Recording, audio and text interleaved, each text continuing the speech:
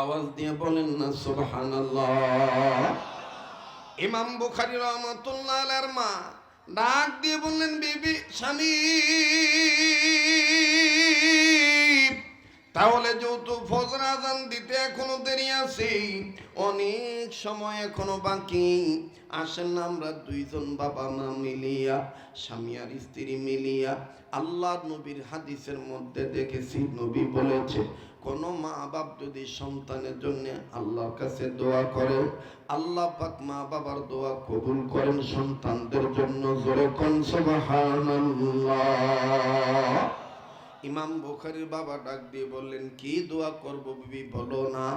স্ত্রী ডাক দিয়ে বলতেছেন, স্বামী আমার, আপনি আর আমি দুজন মিলে আল্লাহর কাছে বলি, আল্লাহ এই স্বপ্নটার ব্যাখ্যা যেন ভালো হয়ে যায়। স্বামী ডাক দিয়ে বললেন, বিবি তুমি ঘাবড়াইও না, যাও আমরা দুইজন মিলে আসি, মিলে চলো যাই আমরা দোয়া করি। কিতাবে লিখুক লিখি ইমাম বুখারীর বাবা ইমাম বুখারীর মায়ের গর্ভের পেটের উপরে হাত রাখলেন, আর আমার বন্ধুগণ স্ত্রীর হাতের সাথে হাত মিলাইয়া খোদাই পেয়ালা বানাইয়া ভিক্ষুক সেজে আল্লাহর দরবারে বললেন, আল্লাহ এই সন্তান ছেলে দিবা না মেয়ে দিবা জানা নেই, মাবুদ গো তোমার দরবারে বলি, আমাদের এই বাচ্চাটা যেন সুসন্তান হয়, আমাদের এই বাচ্চাটা যেন নেককার সন্তান হয়, আমার বিবি যে স্বপ্ন দেখছে স্বপ্নের ব্যাখ্যাটা যেন ভালো হয়ে যায়। আল্লাহ পাক বাবার দোয়া কবুল করলেন, মায়ের দোয়া কবুল করলেন। আমার বন্ধুগণ লম্বা কথা সংক্ষেপ করে দিলাম, যখন ফজর আজান দিয়ে দিল, ইমাম বুখারী রাহমাতুল্লাহর বাবা হাঁটি হাঁটি পা পা করে মসজিদ পানে চলে গেলেন। মসজিদের নামাজ জানতে নামাজ যখন শেষ হয়ে গেল, ইমাম বুখারীর বাবা ওই দোস্ত মুহতারাম মুসাল্লাম বুজুর্গ ওলামায়ে কেরামের কাছে যাইয়া সালাম দিয়ে ডাক দিয়ে বলতেছেন, দোস্ত মুহতারাম বুজুর্গ, তুমি যেই উস্তাদের ছাত্র আমিও সেই উস্তাদের ছাত্র, তোমার উস্তাদের নাম আব্দুল্লাহ বিন মুবারক রহমাতুল্লাহি আলাইহি, আমার উস্তাদের নাম আব্দুল্লাহ বিন মুবারক রহমাতুল্লাহি আলাইহি। দোস্ত আমি তোমার কাছে এসেছি, আমার বিবি গত রজনীতে বিবির গর্ভে সন্তান নিয়ে বিবি একটা স্বপ্ন দেখেছে, এই স্বপ্নটা দেখার পরে বিবি আর ঘুমায় না, বিবি বড় নার্ভাস হয়ে গেছে, বিবি বড় বিষণ্ণতায় ভুগতেছে, বিবি কেমন যেন মর্মাহত হয়ে গেছে, বিবি ব্যথায় ব্যথিত হয়ে কাঁদতেছে।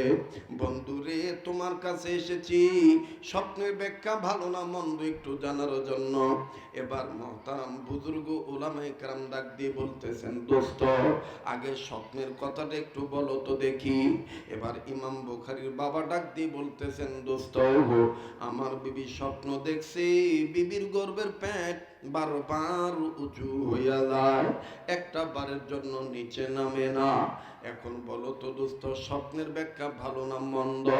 এবার মুহতারাম বুজুর্গ ওলামায়ে কেরাম ডাক দিয়ে বলতেছেন, ও আল্লাহর বান্দা আমার দোস্ত, আমি স্বপ্নের ব্যাখ্যা পরে বলবো, তুমি আমার একটু কাছে আসো। ইমাম বুখারীর বাবাকে সামনে ডাকা হলো। আমার ভাইরা, ওই আল্লাহর ওলি ইমাম বুখারীর বাবাকে স্বপ্নের ব্যাখ্যা না বলিয়া ইমাম বুখারীর বাবার কপালে শক্ত করে একটা চুমা দিয়ে দিলেন, আর ডাইন হাত বের করে দিয়ে বলতেছেন, দোস্ত স্বপ্নের ব্যাখ্যা আমি পরে বলবো, আগে আমার হাত ধরে ওয়াদা করো, আল্লাহ যদি তোমার হাসরের ময়দানে জান্নাত দিয়া দেয়, তুমি আমারে তুইয়া জান্নাতে যাইবা না। বাজান যাদের দিলে কোরআনের মহব্বত আছে আওয়াজ দিয়া বলেন না সুবহানাল্লাহ। ইমাম বুখারী রাহমাতুল্লাহ আলাইহির বাবা ডাক দিয়ে বলতেছেন, দোস্ত স্বপ্নের ব্যাখ্যা না বলিয়া তুমি আমারে তোমাকে জান্নাতে নিয়ে যাওয়ার প্রমিস বলতেছো, বুঝলাম না। জান্নাতে নিয়ে যাওয়ার ওয়াদা চাইতেছো, শপথ চাইতেছো, বুঝলাম না, একটু খুলে বলো না। মুহতারাম বুজুর্গ ডাক দিয়ে বলতেছেন, ওগো আমার ভাই হামসবক সাথী ভাই, তোমার কপালে ইতিপূর্বে আমি নূর দেখেছি, কিন্তু আজকের মতন এত নূর আমি চমকাইতে দেখি নাই। আওয়াজ দিয়ে বলেন না সুবহানাল্লাহ। ত্রিভুবনের প্রিয় মুহাম্মদ এলো রে দুনিয়ায়, আইরে সাগর আকাশ বাতাস দেখবি যদি। বলতে পারেন না নাকি? এইগুলো গাইলে কি গুনাহ হবে? গুনাহ হবে? কেউ ধরে নিয়ে যাবে? তো বলেন না, আইরে সাগর আকাশ বাতাস। যুবক ভাইরা জবান খোলেন, বলেন আইরে সাগর আকাশ বাতাস। এই কথাটাই উর্দুতে পাকিস্তানের একজন শিল্পী বলছেন, तेरे नौसरे पाक में है बच्चा बच्चा नूर का, तू है आईने नूर तेरा सब घराना नूर का। मरहबा कौन? तेरे नौसरे पाक में है बच्चा बच्चा नूर का, तू है आईने नूर तेरा सब घराना नूर का। नूर वाला आया है, नूर लेकर आया है, छारे या मैया देखो कैसा नूर छाया है। माशाअल्लाह बोले, মারহাবা বলেন। আইরে সাগর আকাশ বাতাস। আর আল্লাহ পাক বলে দিয়েছেন, কদ জাআকুম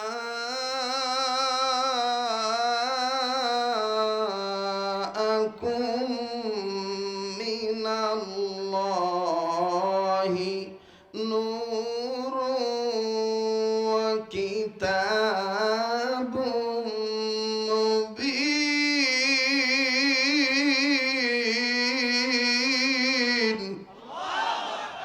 এই কথাটা কার?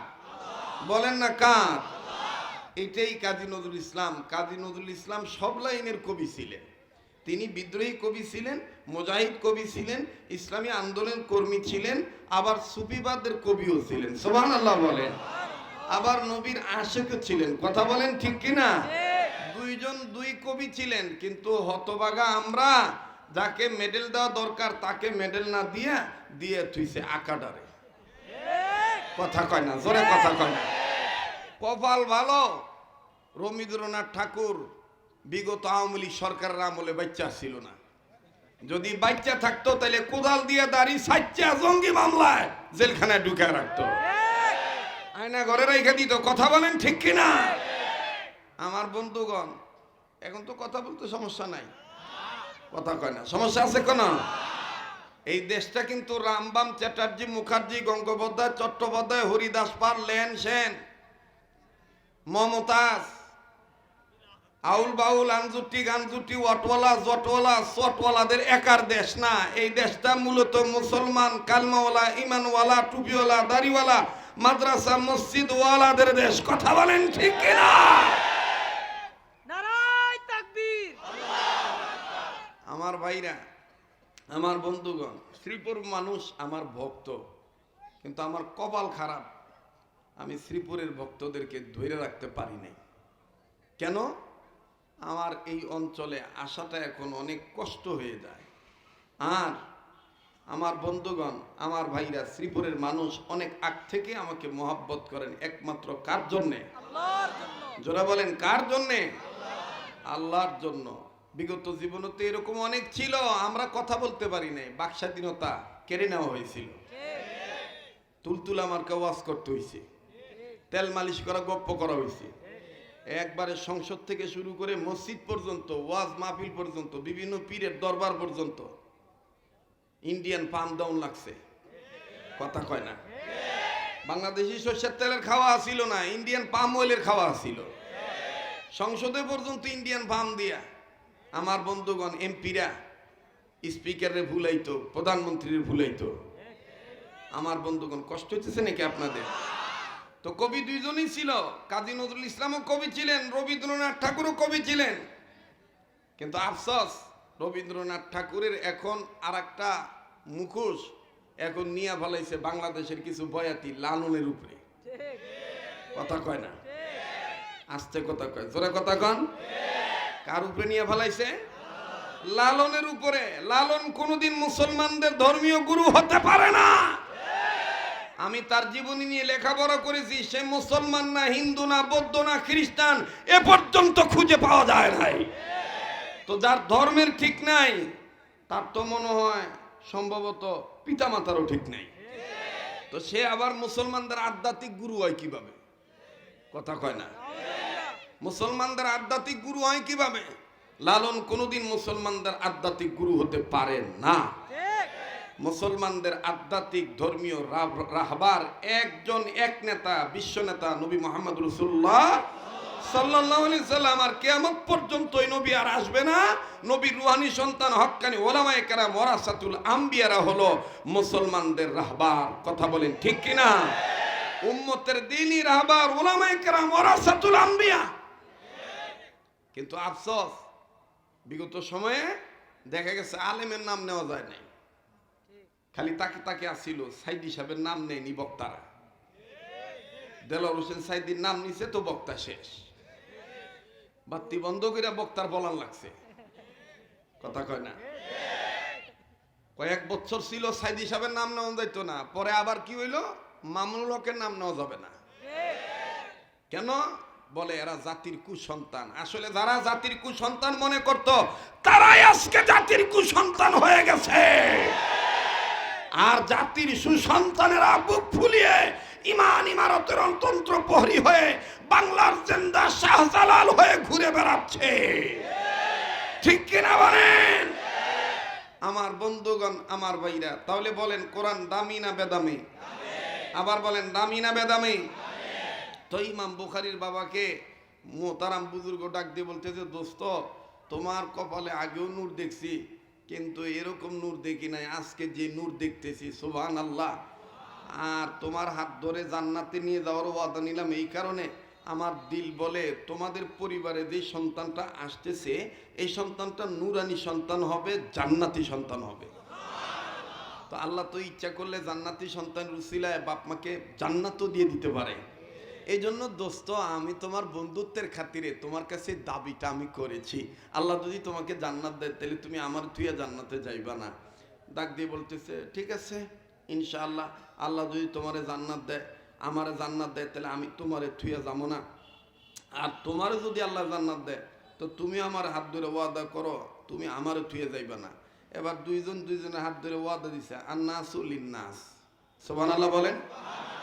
মানুষ মানুষের জন্য, মানুষ যেমন আল্লাহ যদি বাঁচায় রাখে, আগামী 1 তারিখে আমি চলে যাব সোনার মদিনায়, 45 দিন আমি মদিনায় থাকবো, ঈদ করে তারপরে বাংলাদেশে আসব।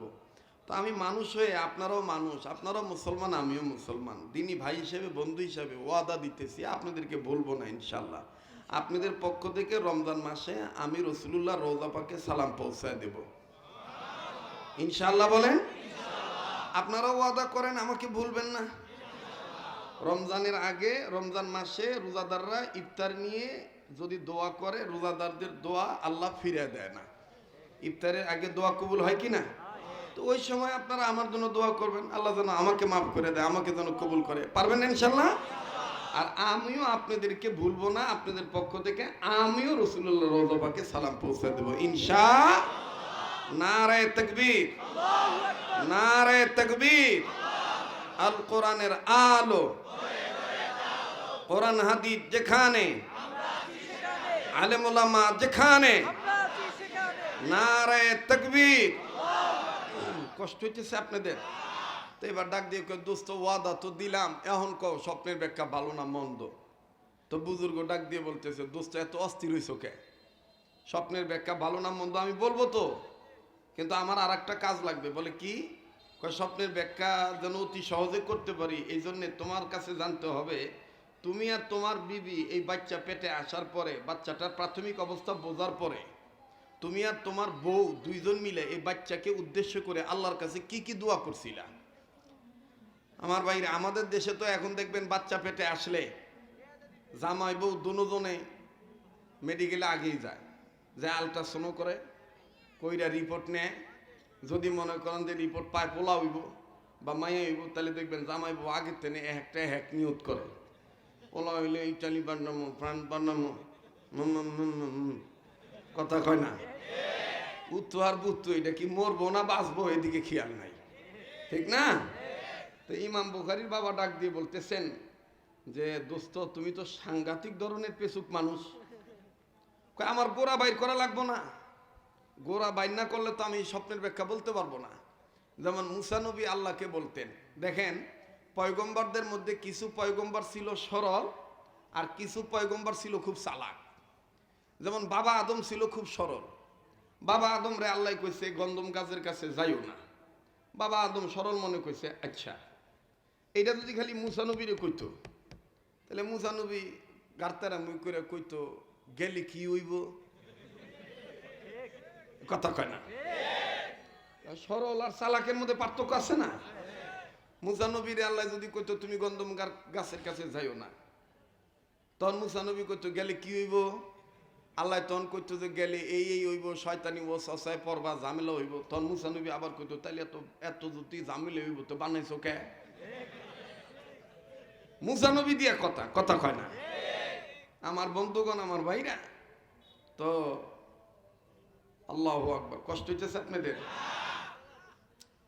তো হযরতে এইটি বইব না, এটি মনে করেন যে ওই দেখ বাড়াইছে, তো দেখ বাড়াইয়া মনে করেন আটকা পড়ে গেছে। থামেন, বসেন বসেন বসেন, যে যে অবস্থা আছে একটু মনোযোগে যেন আঘাত না হয়। বসলে বসুক, না বসলে না বসুক, কথা কয় না? আল্লাহ যাদেরকে কবুল করবো তারাই তো বুঝবার পারবো, ঠিক কিনা? তো মুসা নবী আল্লাহর একদিন জিজ্ঞেস করতেছে, আল্লাহ আমার দিক তাকান ভাই, কথা কই না, ওদিক তাকায় না। তো এটা কি ওয়াজ হইতেছে? ওই যে আরেকটা যে মাইকের আওয়াজ হইতেছে, ওগো ওয়াজ হইতেছে না? ভালো, এদিক তাকান। তো মুসা নবী একদিন আল্লাহর কইতেছে, আল্লাহ তুমি যদি মুসা হইতা, আমি যদি আল্লাহ হইতাম, তাহলে তুমি আমার কাছে কি চাইতা? আল্লাহ কয়, হ্যাঁ মুসা তুই কোনোদিন আল্লাহ হইতে পারবি না। মুসা নবী কয়, আপনিও কোনোদিন মুসা হইতে পারবেন না। হ্যাঁ মুসা তুই কোনোদিন আল্লাহ হইতে পারবি না। মুসা নবী কয়, আপনিও কোনোদিন মুসা হইতে পারবেন না। তা আল্লাহ কইতেছে যে জিগাই এই কথা কইলা কে? কয় খোসা না দিলে তো কথা কও না, এই লেগে খোসা দিলাম। আচ্ছা কও, আল্লাহ তুমি যদি মুসা হইতা, আমি যদি আল্লাহ হইতাম, তাহলে তুমি মুসা হইয়া বান্দা হইয়া আমার কাছে কি চাইতা? আল্লাহ তখন ডাক দিয়ে কয়, আমি তোমার কাছে চাইতাম সুস্থ হায়াত। সুবহানাল্লাহ কয়। কথা শেষ না ভাই? কথা শেষ তো?